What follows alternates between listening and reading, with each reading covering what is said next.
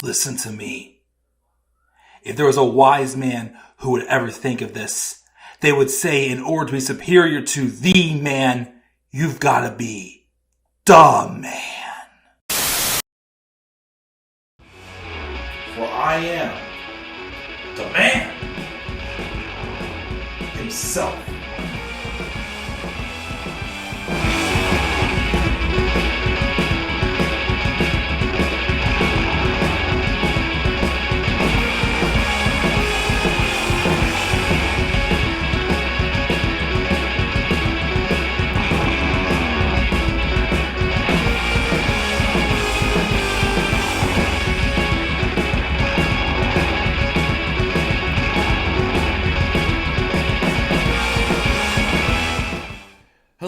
What is going on? How y'all doing on this early Sunday morning?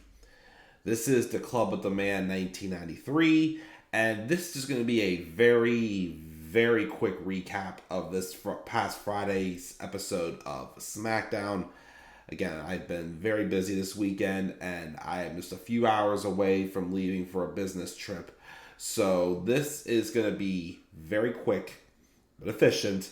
I'm going to get my quick, thoughts, and I'm not going to grade this episode though, because unfortunately, because of how I've been tired, I've been on the go, I wasn't feeling well for parts of this week, so I am like a little bit out of whack still. So I did watch this episode of SmackDown, but unfortunately I did fall asleep during the middle of it when I watched it on Friday.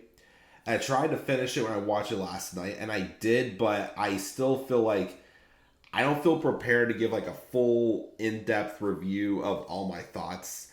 So this is going to be more so of like a recap. I'm not going to grade it, but I still wanted to at least get something out there before I left for my business trip, and go from there.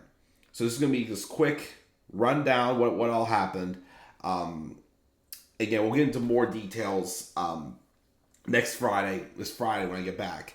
When I do my Fastlane preview and my releases stream as well. Again, all that will be done in one stream. So we'll talk about all that here, and then I'll be on my merry way. But at least wanted to stop in, say hello, do this and that, and then we're good to go. So this past Friday's episode of SmackDown took place in Sacramento, California. Again, next Saturday will be Fastlane 2023. And the main story throughout the night was that the fallout from the beatdown John Cena and AJ Styles took last week. Obviously, John Cena still in the match at Fastlane, but he doesn't have a partner.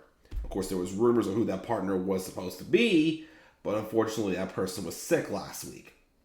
He seemed okay this week, but we'll get into that in a little bit. The show opened up with another promo with the Bloodline and just Paul Heyman just recapping what happened last week, giving credit to Roman Reigns and his responsibility for giving John Cena the worst beating he's received in almost a decade. And says, though, however, tonight Cena's having some transportation issues and he's not here yet. That's basically a sign of, okay, he's coming in at the end. And then Jimmy Uso poses like the tribal chief and takes the microphone off of Paul Heyman, like he's entitled to. And again, Jimmy Uso continues to act like that he thinks he's the shit. Like he thinks that, he's getting everything he ever wants right now. Even though, again, there's still a lot of holes in the storyline. But he comes in and says that Heyman's being too kind because the real reason Cena ain't here is because he's scared of him, Jim Uso. They took care of AJ Styles just like they did with John Cena. But then Karl Anderson, who is the only male that is from the OC, because Luke Gallows is hurt right now, and storyline wise, so is AJ Styles. But Karl Anderson crashes the ring and cleans house, and it sets up for a match with him and Jimmy Uso. But Jimmy Uso gets the win. And afterwards, we have the Bloodline walking up the ramp, and Mia Yim comes out to check on Karl Anderson. But Jimmy, who think he's all tough and he's the shit, like I said before, talks some trash to her, and then she slaps him across the face. which leads to Jimmy Uso just to snap, go on a big tirade. Like, again, the guy thinks that he can just walk right back in, that just because he turned on Jay, that he is entitled to being the successor to the tribal chief now. He thinks he's the tribal chief. But once again, so you won't see Roman Reigns again for God knows how much more longer. Is Jimmy really the person who's going to succeed Roman Reigns at this point? Like, again, they had the cracks forming with Roman and Solo at SummerSlam. But again, like I guess I keep saying, and again, we'll talk more about it when we get to my Fastlane preview. This whole stuff with Jimmy, like the stuff with Jay right now on Raw is like clicking. Jimmy, again, as I keep saying, it's a storyline that should be working. But again, as the weeks go by, and again, blame on WWE, they have overcomplicated some stuff. But just more and more plot holes are being exposed that is making the story not work. But we'll talk about them again later on at the end of the show tonight. Santos Escobar had backstage interviews. He's very focused, but his stomach's full of butterflies. This is a dream he's wanted, to face his idol, Rey Mysterio, with a title on the line. So the both of them will be in the fight for their lives later on for the U.S. title. We have the Grayson Waller effect with Bobby Lashley. Bobby Lashley talks about he made a mistake with his selection of the Street Profits and that they don't have the will to do whatever it takes. Grayson's like, the people who do have the will, though, is me and Austin Theory, because we're undefeated as a tag team. But Bobby's like, I'll pass, because he has a history with Austin Theory, which, of course, is good storyline connection. The Street Profits came out, but Lash doesn't want anything to do with it, and says that if you really want something out of me, prove it. He leaves, and then he reiterates his thesis, and then Grayson tries to save the segment by bringing out Austin Theory, but all it did is set for a match with Austin Theory and Cameron Grimes, which, hello Cameron, it's been a while since you've been on TV as well. So I think that we should be pushing him to the moon. And also, by the way, Dragon Lee was at ringside also. Again, I don't know if this means he's getting called up. Maybe they're going to put him with the LWO based off of what we got later in the show. I don't know, which that would be interesting, though, having Dragon Lee pair with the LWO, especially with the match they announced for Fastlane tonight. But Austin Theory had a decent match with Cameron Grimes.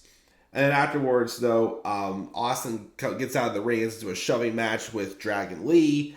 But then, of course, they held Dragon Lee back from going over into the ring. Rey Mysterio has a backstage interview saying he knows how hard Santos worked to get here, and he even grew up watching his dad. But be careful what you wish for. He warns Escobar that he's bringing his best as well, and they will both be in for the fight of their lives. Jimmy Uso continues to flip out just because a girl slapped him across the face. And they beat the shit out of Ashante the Adonis, who again is basically all alone now because Top Dolla's gone, but B-Fab is still there. And they basically try to break it up, and then they throw Adonis to a table, and then Jimmy says, yeah, he won't be Cena's partner. We have the match with Rey and Santos. It was good. We did really get much of a tease, though, of a possible turn from Santos Escobar. It still felt like a little bit that they were holding back. These two should have a pay-per-view match at some point. And I don't know what they set up after the match, if that's going to maybe lead to more of a storyline development, because I really thought they would start teasing Santos turning heel in this match. But to me, they really didn't. But again, it felt more like a match of two friends having a friendly battle rather than a very competitive match. But Rey wins with a crucifix pin. After the match, though, Santos is heartbroken, and Rey goes to extend his hand, And the Street Profits, though, hit the ring. And they attack, and they're getting much more vicious and whatnot. Which leads to Bobby Lashley coming out, who's very, very pleased. And he's like, that's what I'm talking about. This is what I want from you guys. And then Joaquin Wilde and Cruz del Toro try to get involved to help out. But I think Wilde tried to come from behind on Bobby. And Bobby just went, boop, just elbowed him and just knocked him down out cold. Cruz del Toro, of course, attacks, but he gets picked off. And then security is holding back Dragon Lee. And then later backstage, they're being LWO is being interviewed, and Rey Mysterio challenges Bobby Lashley and the Street Profits to a trios match at Fastlane. Okay, so that's why I'm wondering if are they going to do Santos and basically the original Legado del Fantasma with Santos, Escobar, and Joaquin Wilde and Cruz del Toro. Or based off of how he tried to get involved in the match, or maybe going to see Rey Mysterio, Santos Escobar, and Dragon Lee team up against Bobby Lashley and the Street Profits. That will be interesting. We'll see how the match goes for sure at Fastlane. But that's a nice little match to add to the card, especially if Dragon Lee's in the match. That would be awesome. We do get hype reels as, again, the signing for Jade Cargill has been made official, which is awesome. I still think she'll probably go to NXT first and probably be the one to dethrone Becky Lynch of the NXT Women's title, in my opinion. John Cena, we were then told John Cena has in fact arrived at Sacramento. He'll speak later on in the show. We also got another inspiration video of Elton Prince recovering. God, it's freaking pretty deadly. Ugh. Bayley took on Charlotte Flair, and of course Charlotte won. And guess what? Charlotte Flair is getting another title shot. Why? I don't know why. There's no storyline. But afterwards, Asuka came out to make the save on Charlotte. And Bayley, on behalf of Io, accepts a triple threat match. And Io's confused, saying that's not what Asuka was saying. So we're getting a random triple threat for the women's title. Some way to protect somebody? I don't know. But I don't know if I want that match. I would rather have had the rematch with Io and Asuka. That's what it should have been. Because, again, why is Charlotte involved again? Just because, but whatever. Anyways, the show ends with John Cena coming out.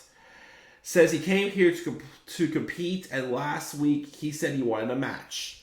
The Bloodline didn't take too kindly and knocked him out, but also left him with this contract signed and ready for a match. The only problem is he doesn't have a partner.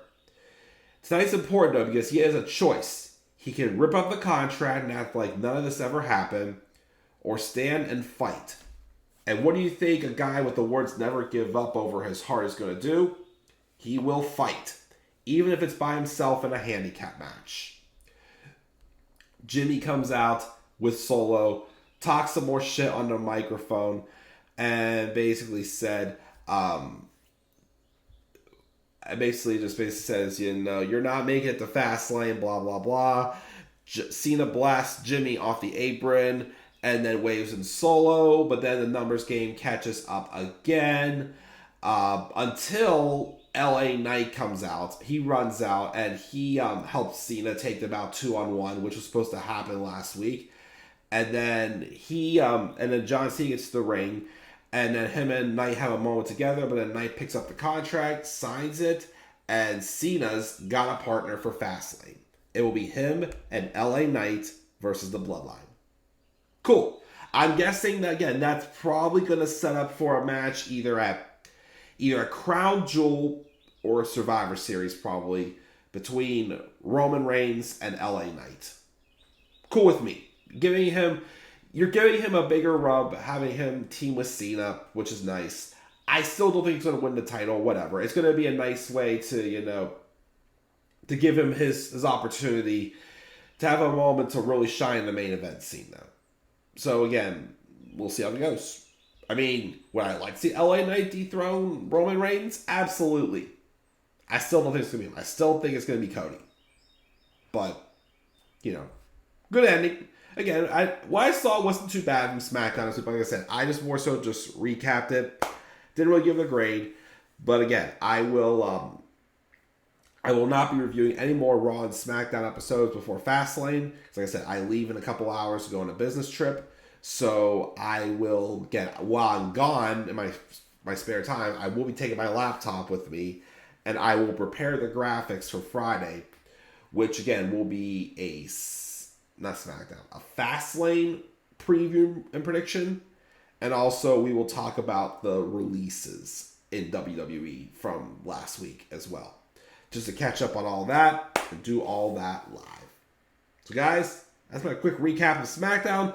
What are your guys' thoughts on this week's episode of SmackDown? Make sure you guys leave your thoughts down in the comments section below. And be sure as always to slap a like on the video and subscribe for more content on my channel. And follow me on Twitter at TheClubOfTheMan93. And also follow me on TikTok and Instagram at TheClubOfTheMan1993. And until I get back, guys, I'm checking out. I'll catch you guys all this Friday. Have a great week and have a great, have a great Sunday and have a great rest of your week, guys. And do not forget, in order to be superior to the man, you've got to be the man. And for I am the man himself.